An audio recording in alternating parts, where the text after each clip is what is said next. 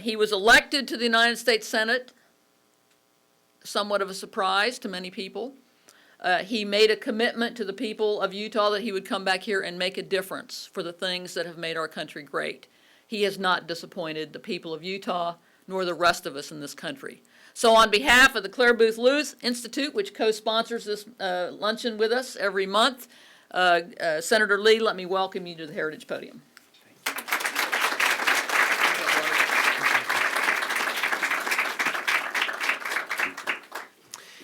Thank you very much. It's a pleasure to be with you today. It's always a little bit intimidating to speak to any group of women as the male outsider coming in. But I will say, anytime I see a banner like that behind me when it says Conservative Women's Network, I feel a little bit at home. Let me explain what I mean by that. I have 5 sisters. My wife also has 5 sisters. Between us, it's a lot of sisters. And they're all conservative. And so I like to think that I have a certain head start with regard to relating to conservative women. And so I feel, in many respects, right at home in a group like this, and I'm honored to be here with you. It's a very interesting time to be in the Senate, and it's a challenging time for our country. It's scary in many, many respects. We face an overwhelming set of burdens. I nonetheless believe that our best days ahead of us remain yet ahead of us as Americans, and I think we can make that happen. And it's with that end in mind that I'd like to direct my remarks today. You know, there is a certain natural tendency that I think exists almost unavoidably between, on the one hand, a party's political leadership, and on the other hand, the base that exists, the core base, the grassroots movement people on the ground level. The base tends to want action, and they tend to want action fast, often much faster than the political leadership thinks that it can deliver. But, you know, there really does have to exist something of a trust between the base and the political leadership, and there has to exist a relationship of cooperation between the base and the political leadership if we're going to bring about the changes that we want. Today, the trust between the political leadership and the base does not exist, at least not nearly to the degree that it could and that it should. And in fact, some recent efforts that we've had and that we've seen have, in the minds of many, widened the already existing gap between the base and the political leadership. It's a significant gap, and it's a gap that we've got to bridge.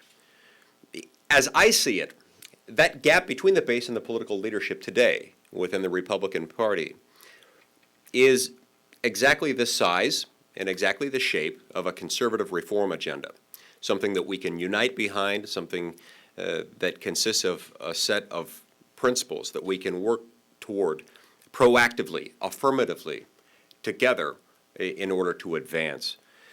It's easy for us to neglect the need to unite behind an affirmative conservative reform agenda, especially when we don't have the majority in the Senate and we don't occupy the White House. That puts us unavoidably in a position of having to say no a lot, and I make no apology for that. We will continue to say no, and we will continue to say no aggressively to everything that attempts to expand this government size, scope, reach, and cost. And we must do this, and we must never back down, and we will not. At the same time, we have to avoid getting caught in that loop of the perpetual no. Our yes button has to work, at least in the sense that we've got to be able to identify those things that we're for, so that when we are in power, we'll be ready to go, and we'll know what it is that we're pushing for. There's a parallel between our current state of affairs and what we faced as a movement in 1976. Now, I was only 5 years old at the time, but I was nonetheless somewhat politically aware. As a 5-year-old during the 76 election, my mom once overheard me chanting Carter. I don't know where this came from, but I had good parenting, and I was immediately corrected. I must have heard a group of people downtown in Washington chanting that. My family lived in the D.C. area at the time. And it never, ever happened again. So, 76. We found a leader for the ages in the conservative movement, in Ronald Reagan. We ran him against an establishment, less conservative Republican president named Gerald Ford. Ultimately, we lost that bid. We lost that primary election. And at the end of that primary election fight, and at the end of that general election fight that season, the party found itself in a state of disarray and discouragement, understandably. There were a lot in the party that said, you know, you ruined it, you messed it up. You found this great conservative guy, but he couldn't win the primary, and then you damaged the incumbent, and now we're all worse off, and all we did was lose more seats in Congress. Well, that was only the beginning of the story, and of course the rest of the story would unfold in 1980, when we took that conservative leader for the ages and we got him elected president of the United States, and with him we got more Republicans elected to Congress. And so what was the difference? I think we have to ask that question. Why were we able to do that in 1980 when we weren't in 1976? Well, there are a lot of reasons for that, but I think one of the reasons had to do with the fact that we formed a message, we formed an agenda. We found the right leader, but between that gap between 1976 and 1980, we were able to coalesce as a party around a conservative reform agenda that helped unite us. And so I think our key today is to find our agenda so that when we get not only to 2014 but also to 2016, we can identify to the people what it is that we're for. We can put our leaders for the ages forward, and they'll have something to grasp onto, something that will appeal, something that will help us win elections, and something that will be entirely consistent with our conservative principles. So what is it that a conservative reform agenda would look like? I think it's got to have a few characteristics. First, it's got to be comprehensive. I think we have to tackle fiscal issues, defense issues, and to some extent, of course, social issues. They don't necessarily come up within the federal government as often as they do within the states, but social issues necessarily do come up from time to time within the federal government, and we've got to address those as we need to. We need to have a number of proposals to deal with our country's challenges in those areas. Second, it must be conservative. It must not be the least bit apologetic. It must not shy away in the least from our commitment to maintain constitutionally limited government. Our policies have to reduce the size and the scope and the cost of the federal government in a manner that's consistent with the oaths that those of us who serve in federal office have taken to uphold, protect, and defend the Constitution. And finally, it must address the aspirations of all Americans and speak directly to the greatest challenge of our time, which I believe is America's opportunity crisis. So I think that what's made America great is the fact that this is a land of economic opportunity. It always has been. It's why people want to move here from all over the world. It's why we've become a nation of immigrants, and that's a wonderful thing. All of us in the room, if not immigrants ourselves, are most likely the descendants of immigrants. And the reason for this was this has always been a land where you could be born poor and die wealthy. Think of the wealthy people you know. Most of them, almost all of them, can remember a time when their own family was poor. That's not the case in most parts of the world. But right now, we've got an opportunity crisis in America that we've got to address, and it exists at three levels. It exists, first of all, with immobility among the poor. Today, for the first time in American history, for the first time since any kind of statistics like these have been kept, a child born today has a 42% chance of remaining in the bottom quintile of the American economy if at the time of his birth he's born into the bottom quintile. You're born into the bottom 20%, 43% chance of staying there for the duration of your life. This is un-American. It's unacceptable. And there are reasons why this is happening more today. And I believe a lot of those reasons have everything to do with federal policy. Poverty traps that we put in place that actually make many of the same social welfare programs that are supposed to be alleviating the hardships of the poor are keeping people trapped in poverty, and this has got to change. We've got insecurity within the middle class, where people work really hard to try to provide for the basic needs of their families. And yet they find that whenever they get a little extra income, which these days seems to happen all too infrequently, no sooner have they received it than they find that that income has quickly been gobbled up by a nasty combination of excessive taxation, costs that have been passed down to them through excessive government regulation, which currently costs our economy $2 trillion a year, and contrary to what many in the government and business establishment would have you believe, those costs are not borne by wealthy fat cats on Wall Street or in the industrial sector. Those costs are borne by the middle class and by the poor, who just pay higher prices for goods and for services, and they pay for that in terms of diminished wages and unemployment when they're not paying higher prices. So you've got this insecurity in the middle class where they're finding it harder and harder to get up. Finally, the opportunity crisis manifests itself at the top end as well with cronyist privilege. Those who have achieved the highest rungs of the economic ladder find themselves in a position where, with the assistance of the government, they in effect pull up the ladder from behind them, making it harder from those beneath them to climb their way up. And they do this not only with government subsidies, where the government picks winners and losers in business and subsidizes them. Think of Solyndra as one of many examples. Think of our policies with regard to sugar and its importation as another example. Also think about excessive regulation. Excessive regulation, after all, is the best friend of big business, even though big business will often crow about it. Because what better, what more natural restriction on entry is there than a system of federal regulation that costs our economy $2 trillion a year?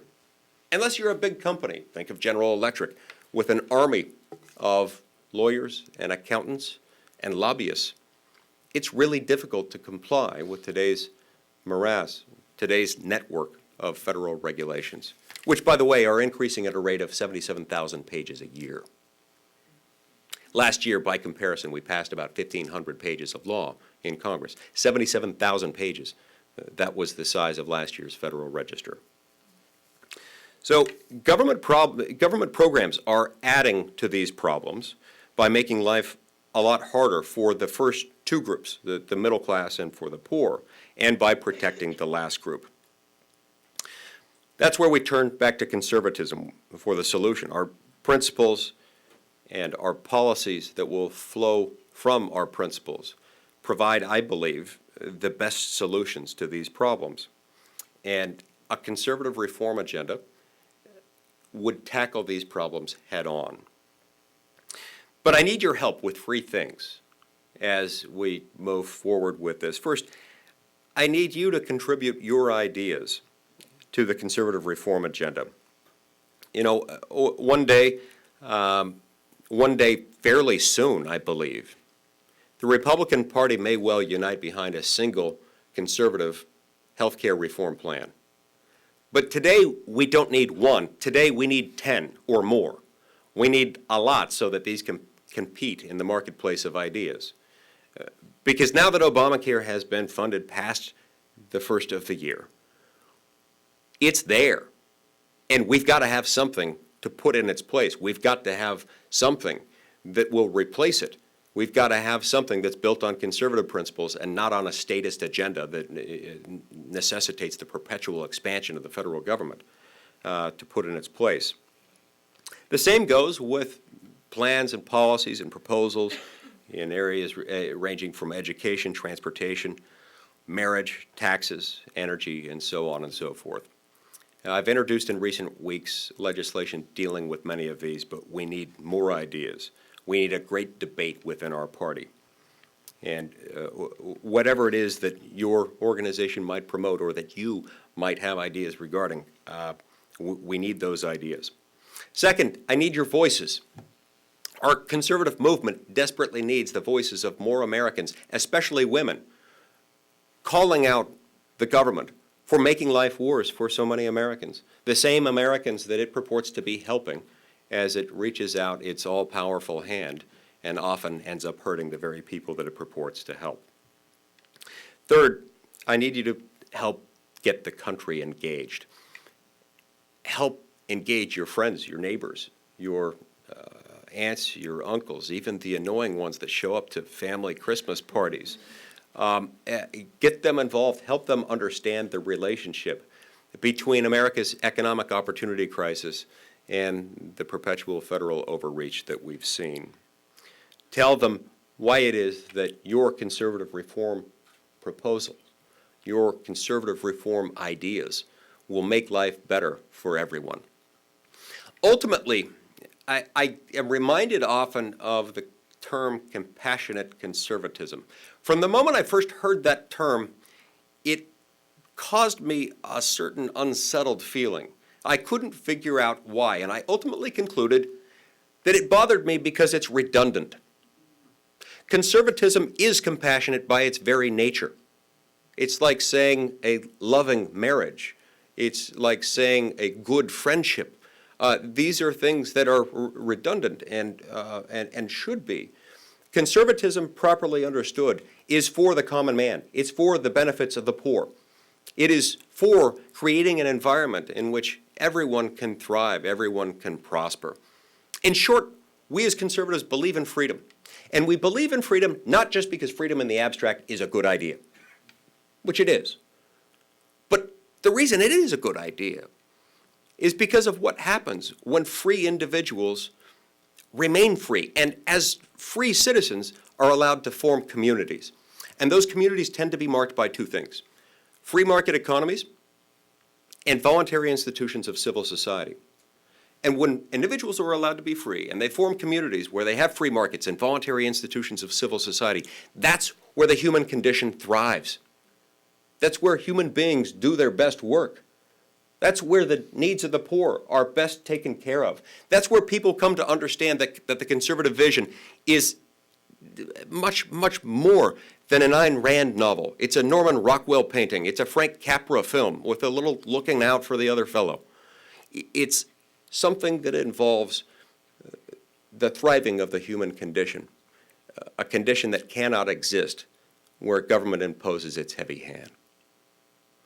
Now, these components of freedom, voluntary institutions of civil society, and free markets, cannot be created by the government. When government tries to create them, it just causes problems. When government gets too involved, the muscles of the free market and of the civil society start to atrophy, and we can't succeed in doing what we need to do. And once these institutions are destroyed, they can't easily be restarted. They take hundreds, if not thousands of years to come into existence with free individuals. And so we've got to protect them. So our challenge today is to move toward the kind of government we want. We as a base do have a practice, and it is a good one, it is a necessary one, of complaining against the kind of government we do not want, the kind of government that we reject. We're good at that as Americans. We started it not in 2009 or 2010, we started it in 1773 when we boarded some ships in Boston Harbor and we threw off the tea and we demonstrated that we're not willing to tolerate the kind of oppressive national government that then existed in London and lorded over us. It took us 14 years to get from Boston to Philadelphia, where we went from just protesting against the kind of government we did not want to embracing and identifying and articulating the characteristics of the kind of government we did want. We don't have 14 years this time. We've got to act faster than that. We've got to move along this road from Boston to Philadelphia much faster. The 1976 model is a good one for us, not just the 1776 or the 1773 model or the 1787 model. Let's follow the 1976 to 1980 model. Let's get ready and let's make that happen even faster this time. Let's move forward a conservative reform agenda that is for the common man and the common woman, that is for the American family, that is for free markets and voluntary institutions of civil society.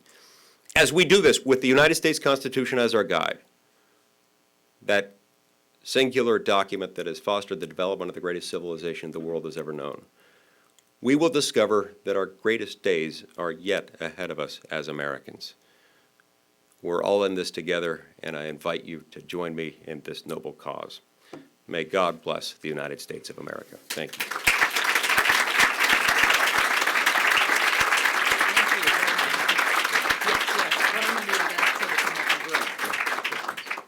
Okay, the senators agreed to take some questions, and while Michelle Easton is not with us today, I'm going to turn that opportunity to direct the questioning over to her able colleague here. Come right on and identify folks. Sure. Anybody have a question that they would like to ask? Just raise your hand, and we have two of our Heritage Foundation interns are going to bring the microphone to you if you'll just wait till they get to you. We have one in the back here standing. Thank you. I'm Emily Goff here at Heritage. I do transportation policy. Wondering if you could speak a little bit about the Transportation Empowerment Act that you co-introduced not too long ago, just what your vision is for that legislation and the policies in it. Yes, happy to do that. Thank you very much for asking about that. This is one of the pieces of the conservative reform agenda that I've been forming that I'm most proud of. Currently, part of our economic opportunity crisis relates to the lack of availability of affordable housing. Now, when a lot of people in Washington hear that, they think, oh, good, more subsidies, more government spending. I see it quite the opposite way.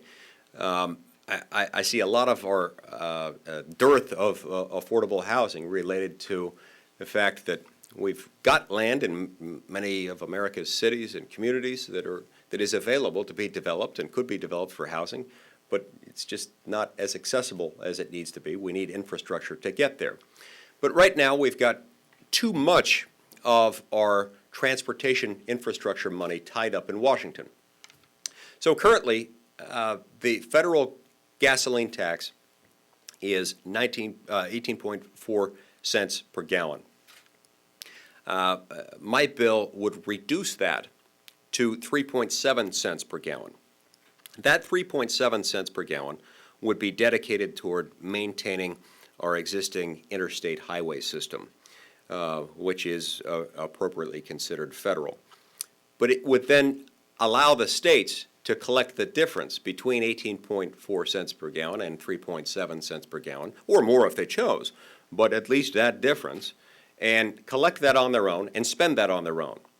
Now, this makes perfect sense to me because that's, in many respects, roughly how the money is spent anyway. It's just that this would get rid of the federal filter, where we take it to Washington, we run it through Washington's special black box, and then we distribute it back out based on some formula. But when we distribute it back out, we send it back to the states with a huge pile of regulations. Davis-Bacon wages, for example, and all kinds of NEPA requirements. And that ends up costing us, by some estimates, about 18%. Some say that that is a lowball figure, but 18% is, I think, a fairly safe figure of what we could save by just letting the states do this on their own. They could create a whole lot more infrastructure with that same amount of money. They could do more with less. That ultimately translates to more affordable housing. That ultimately translates to moms and dads being able to spend less time stuck in gridlock traffic getting to and from work and more time with their kids, and that's good for America. One down in the front right now. Do we need to stand or can I just? You can sit if you like. Hi, my name is Whitney Tipton. I stayed up with you for the filibuster, and I thank you very much for doing that. My question is, it was kind of horrifying to see your colleagues making comments negative, before, during, after that. That dynamic in the Senate right now, how does that affect this path to 1980? It is exactly why we need the path to 1980, because the environment, the toxicity that you just described, could become paralyzing if we allow it to be, could become paralyzing if we dwell on that, and if we fail in dwelling on that to identify what we're for and to unite people behind certain things that we can be for and push for. And so that's exactly why I say there's this hole in the party, a gap between the base and what some would call the establishment. And it is exactly the size and shape of a conservative reform agenda. And I think this is exactly why we're doing that. So far, the response within the party has been good. And I look forward to continuing to pitch that, because I do think we have to have that. Remember, in 1976, we had a lot of people dissembling within the party, and that was unfortunate. It would have been tragic if we had allowed that dynamic to persist and stop us from doing what we did in 1980 and in subsequent years. We have one right down here in the front. By the way, speaking of the filibuster, last night I had, the toughest time when you're doing those all-nighters is sort of the, maybe the 3 to 4 in the morning range. That was actually pretty good. Last night, yeah, that was some of our best material, though, because I turned to Ted and I said, Ted, this is going to be the toughest time of the night, and we got to sort of energize ourselves in this. And I said, and that can mean only one thing. Yes, we're talking about the Commerce Clause. So last night, I got assigned, we got a lot of things going on related to the, let's say, the post-nuclear era in the Senate, and for a variety of reasons, we had to take turns manning the floor all night, and I was assigned the awesome time of 3 to 4 a.m. And they told us, you don't have to speak, you just go there and make sure they don't do anything and object to whatever they do, but you can talk if you want to. But I'm a senator, so naturally I got there, and it's what we do, we talk. So I had another late night last night talking about stuff. It was a lot of fun. Hi, make sure this is on. Is it on? Can you- Okay. Debbie Rivera, first of all, I want to thank you and all your colleagues who do truly represent your constituents, and I really, really, really appreciate that. Thank you. Here's a question, and it's been a tough one for me, and I hope it's not too tough for you, but yes, we want to uphold our Constitution. If we don't, we're done. But what happens when our political leadership doesn't follow the Constitution? What can be done with that? What are the repercussions for that? I know Senator Paul has been thinking about this, and he is trying desperately hard to find a way to have these people stop and to, have them reap the consequences. Your thoughts? Yeah, before I answer, I want to make sure that I'm addressing the type of constitutional violation you're talking about. Is there any specific type, or you just want me to cover the gamut? Because we got a lot of unconstitutional stuff going on, so. I was going to say, pick a winner, pick a person. Okay. But let's start at the top. Okay, start at the top. I assume that means the President of the United States. Okay, so we got a problem. We've got a big problem. We've got a president who has openly flouted the Constitution on a number of occasions. Let me just pick a few. You've got January 4th, 2012.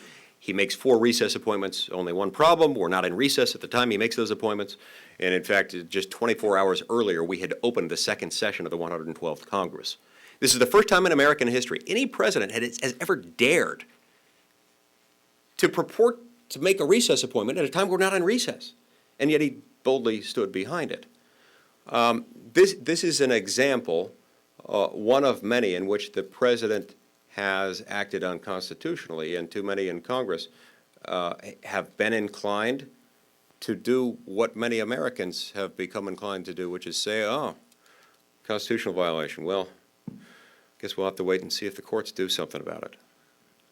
Well, the court that they're relying on, the big court at the top, is the same court that rewrote Obamacare, not just once, but twice, in order to save it. Rewrote it, and itself openly flouted the Constitution. If you read Article 3, there is no power vested in the court to legislate.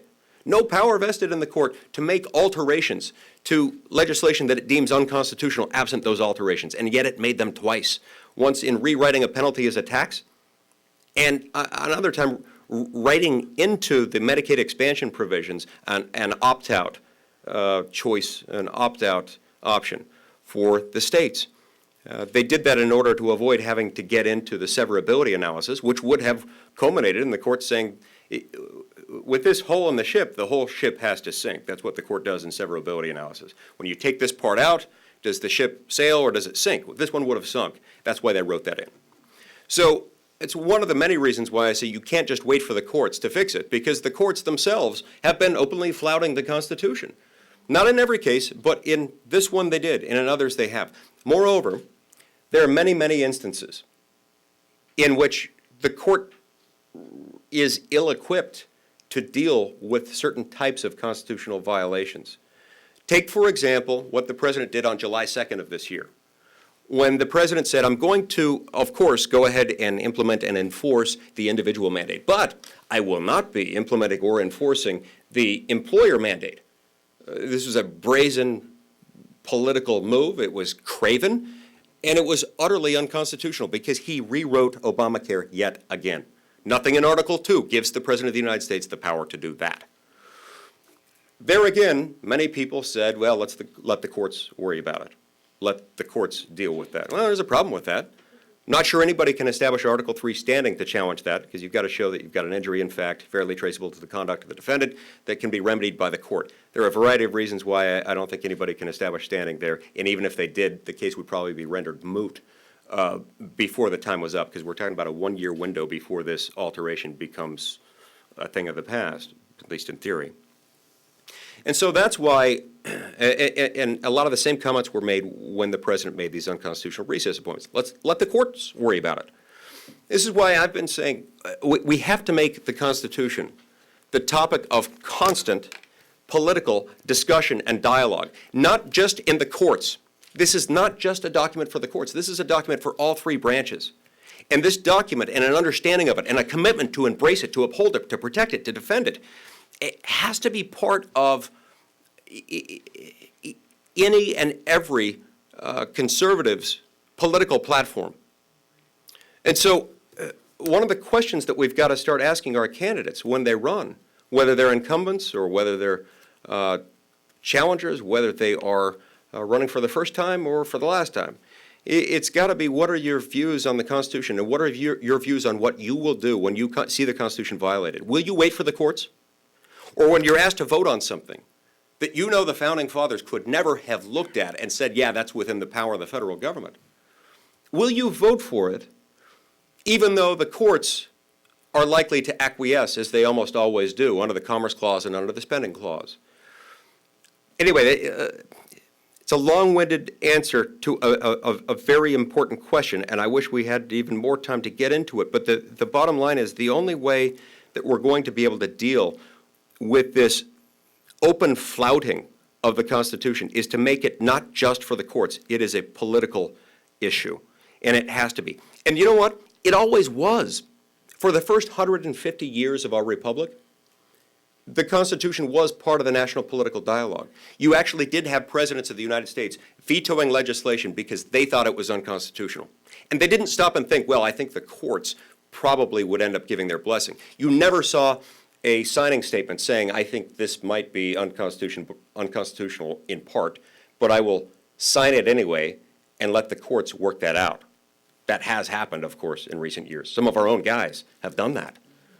I'm not going to name names, but it has happened. That has to stop, because there are so many instances in which, for a variety of practical and legal reasons, the courts won't be able to get into it. And so if we find that our own people, our own senators and our own representatives, regardless of which party they're in, are not willing to stand up for it, then they need to be held to account for that. They need to either change course, or they need to perhaps be replaced by others who will more aggressively and sincerely step in and defend the Constitution.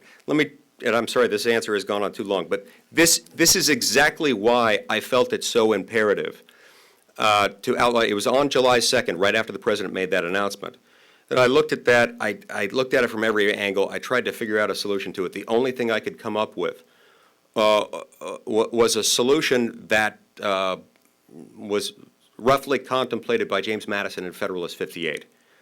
The only power Congress has in that circumstance, short of doing something much more drastic, which we won't get into because that's just not going to happen in this political environment. The only political option Congress has is to use its spending power to respond to an overstep of constitutional authority. The only tool we had at our disposal at that point was to say, if the president says this law is not ready to be implemented, if the president himself says the law is not going to be implemented, that he won't follow it, then we have to refuse to fund his implementation of that law. And in order to do that, we had to try to separate Obamacare funding from funding for everything else. And so my response to that was simple. Let's pass something. Maybe it's one continuing resolution, maybe it's a series of them. Pass something that funds everything else in government, even programs that I hate. I'll be willing to do that in order to separate out legislation that funds Obamacare. And then let's have a separate debate and discussion about funding for Obamacare. Obamacare needs to be funded or not funded on its own merits and not on the merits of defense or national parks or veterans benefits or cancer research or anything else. It needs to stand on its own merits. Now, for that very simple statement, I was attacked by the left, and I was attacked by many within my own party for wanting to shut down the government. That is insane. That is absurd. It is a lie, and it was a lie that was perpetuated in part by the media, in part by the political establishment of both parties. And it is a lie that most Americans still believe, that I wanted to shut down the government. That is exactly the opposite of what I wanted. The shutdown was unfortunate, it was unnecessary, it was avoidable. I did everything I could to avoid it, but the president wouldn't move 1 inch. He wouldn't compromise, he wouldn't negotiate. Even as we moved backwards, we went from indefinite defunding to 1 year defunding. We went from funding everything else but Obamacare to just funding defense, just funding cancer research, just funding veterans benefits, just funding national parks. He wouldn't have any of it. He wouldn't negotiate, he wouldn't compromise. Yet the liberal media, which is itself a redundant term, perpetuated this lie. Now look, folks, we're in a world of hurt, if that's the world in which we now live. If the world in which we now live is one in which we as Republicans have to vote for any and every spending bill that the Democrats want to shove down our throats, even a horrible program like Obamacare has to be funded, and we have to go along with it, or else all of a sudden we are the people who shut down the government. So we've got to expose that lie for what it is. And look, I know that one is behind us, but we'll have more CR battles in front of us, and we've got one coming right now. We've got to expose that lie, because if we don't, we will find ourselves at the receiving end of this very nasty cycle where we just have to pass whatever they tell us we have to pass, or else we get accused of shutting down the government.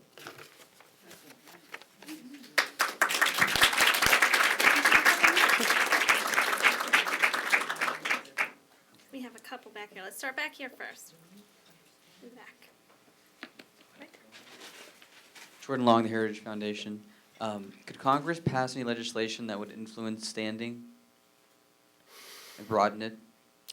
Yes, it can. There are some limits to our ability to expand Article 3 standing, but we can expand it significantly. We've done it in other areas. It raises a variety of questions of which constitutional violations. We'd probably have to do that on a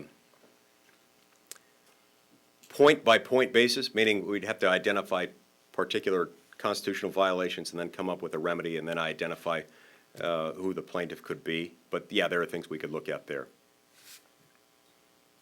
Let's take this one up here. Thank you. I'd just like to thank you for, during the government shutdown, standing with our veterans and coming out on a Sunday morning in the rain at the U.S. Capitol with a huge rally of veterans from all over the country who were standing up against the fact that their memorials were being blockaded and shut down. So I just want to give a shout out because many people won't know that you did that. I'm grateful. I'd actually like to ask the last question if I could.